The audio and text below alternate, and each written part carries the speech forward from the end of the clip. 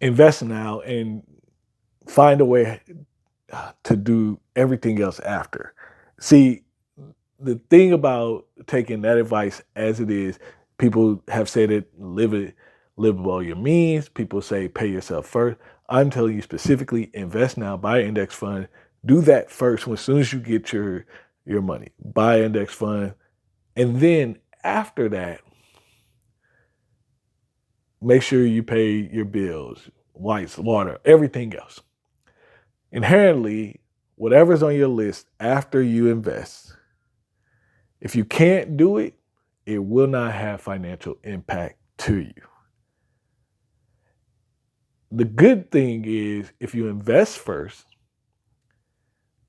eventually, probably sooner than you think, year, 2 years, 3 years, depending on how much you're investing. But if you're investing specifically 5 years or more in an index fund, that list will be easier to take. And that list can actually expand. Think about it. If I invest now and then I go pay for my home, my rent, my water, my utilities, my groceries, and I still need to get a car, but I only got a certain amount of money left. By definition, I'm going to force myself to buy a different car than I would have had I invested last. You want your leftover money to be spent on things that don't have financial impact. So when your first decision after you give, you want your money to be trying to grow. And after you grow, you want to take care of your needs and your priorities at home.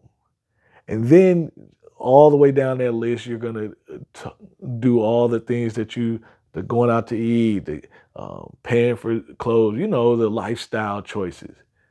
But if you make or miss a lifestyle choice, in terms of your money, you won't miss anything. It's funny how that works just by flipping your equation. Invest now, and if you have to do everything else on the list, work extra to try to do your lifestyle, do all those things. You took care of the house first. You took care of what's the thing that's going to push you forward when you know in the future you're going to need money to get through a challenge. There's going to be some sort of financial challenge. Invest now and figure out how to live life on the rest.